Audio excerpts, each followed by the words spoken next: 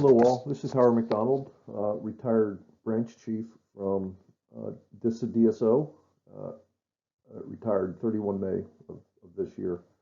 I was asked to provide an overview of AWS3, particularly 1755, 1780 megahertz and the formal coordination with AWS3 licensees. And just a quick disclaimer, this presentation and thoughts and observations are mine and do not reflect DISA or DSO policies. So what is AWS3?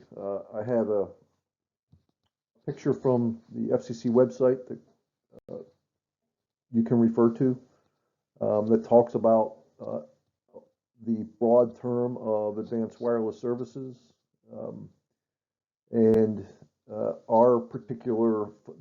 this particular focus in this presentation is the 1755, 1780 uplink band within AWS3. AWS3 also includes an unpaired uplink band 1695, 1710, and the downlink in the paired spectrum being 2155, 2180 megahertz.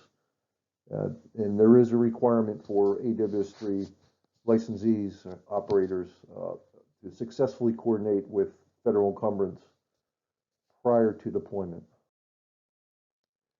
And that coordination process is provided via a joint public notice put out by FCC and NTIA, DA 14-1023. And I've got a snippet here from the NTA's website where one can get that public notice.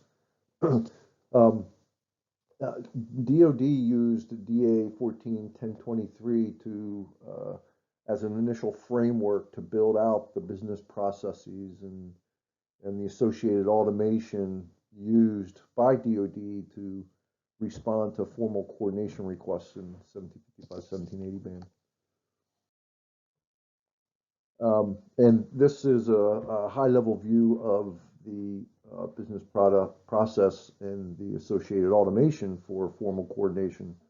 On the far left, you can see the early entry portal. That's on the open internet to enable AWS3 licensees to submit coordination requests. And also on the open internet is the safe access file exchange capability where DoD would send sensitive information to licensees upon their request as to why sectors in a coordination request were denied, and have that follow-on discussion after the DoD response is sent back to the licensee via the early entry portal. The EEP is air-gapped. To the right is a closed environment that DoD has established to process coordination requests, and starting from the leftmost part of the closed environment, the Service Spectrum Management Office, the DoD Spectrum Relocation Management Team, and the contracted engineering cell that does the processing and the coexistence analysis of coordination requests.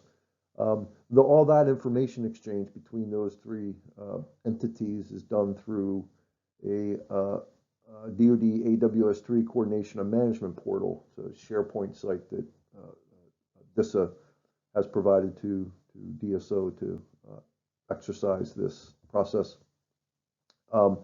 There is also a margin data generator, MDG, that apportions the margin, and I'll describe this a little later in the presentation as to what margin apportionment is.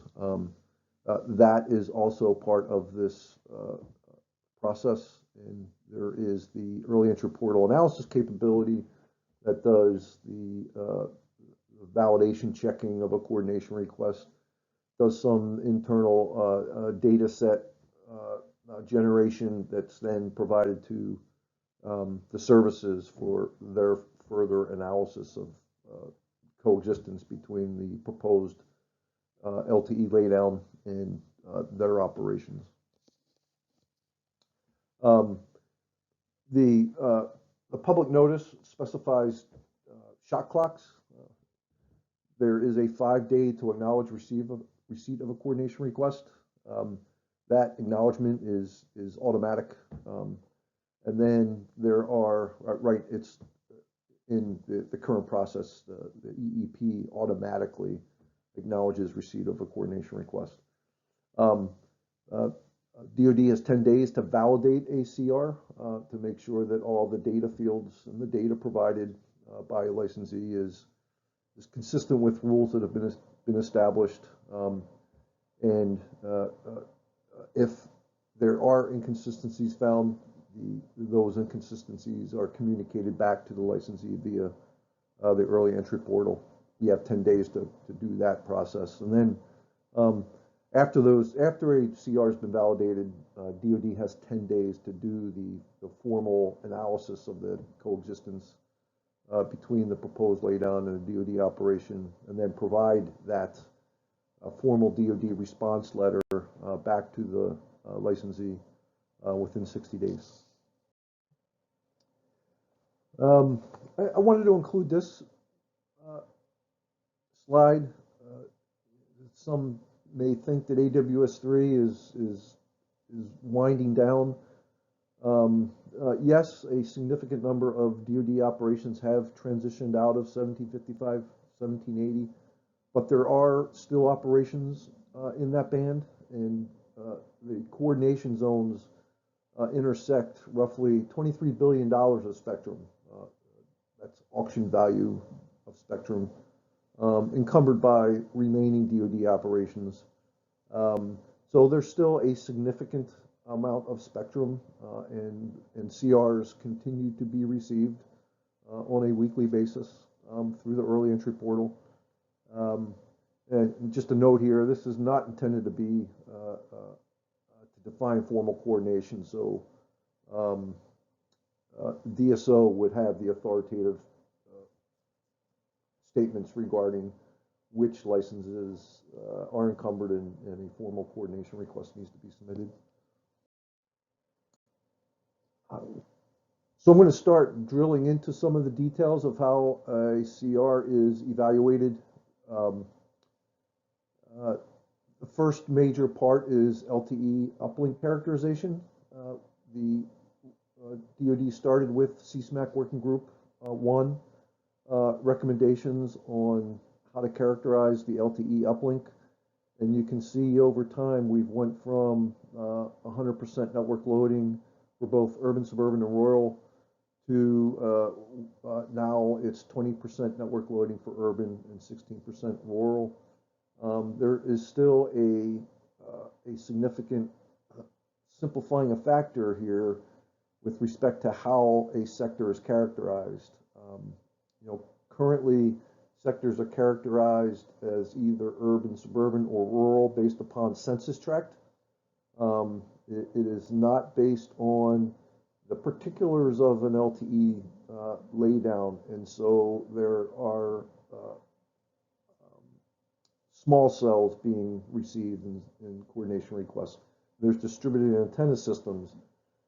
I think roughly 40% of the CRs that we've received have intersite distances less than the assumed intersite distance for urban suburban sectors.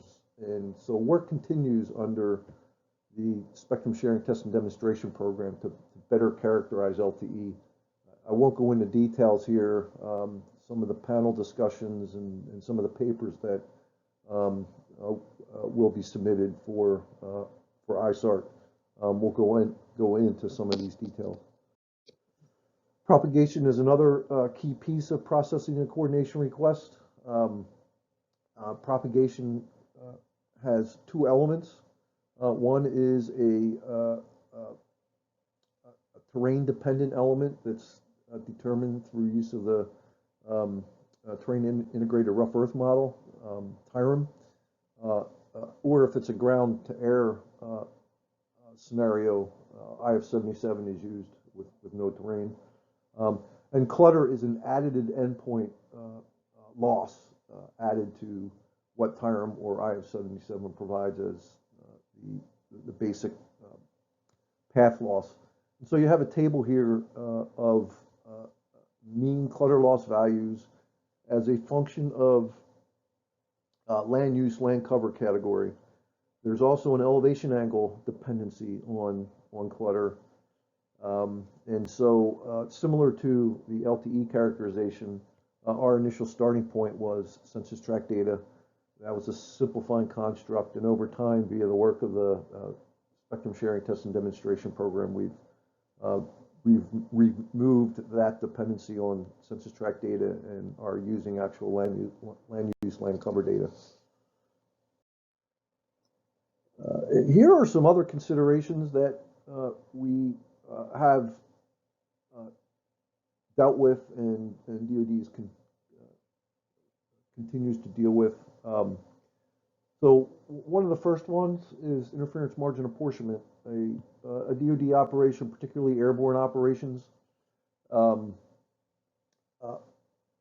see multiple licenses, geographic multiple licenses. And so the intent here is to provide enough margin to licensees such that licensees can build out their licenses based upon the amount of interference that was apportioned to that license.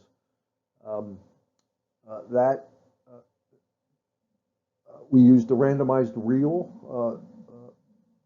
network that was provided via CSMAC in their work in 2014. And we had to modify that randomized reel network to address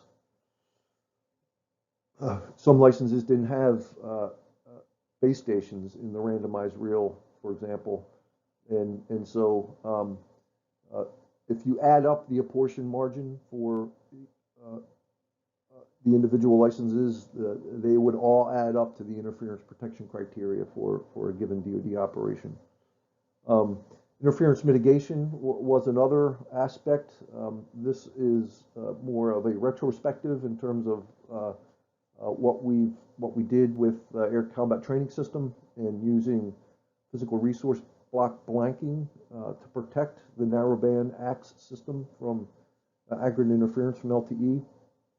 DoD established a standard approach, and that standard approach was used to identify the specific PRBs to notch for a given network laydown and operating frequencies of the AX system. AX has since transitioned out of the band. I think this is a mitigation technique that could be used in other bands, particularly for narrowband incumbent systems. We also have emerging technologies. At that time when the auction occurred in 2014, 2015, 3GPP release 12 was the release. Right now they're working on release 18 to include 5G, and so there is an unknown factor here with respect to how does use of 5G in 1755, 1780, what are carrier plans, and how would that change the LTE characterization, particularly for those operations that will occur around the indefinite sharing locations for Army Joint Tactical Radio System deployments. Then I guess I'll end with the last major piece, which is stakeholder collaboration. Early and often engagement with stakeholders is key to having them endorse and accept the refinements that have been made over time via the spectrum sharing test and demonstration program. We also, the licensees are significant stakeholders here, and measuring their networks in the wild were key activities to continue to refine clutter loss models and how we characterize LTE.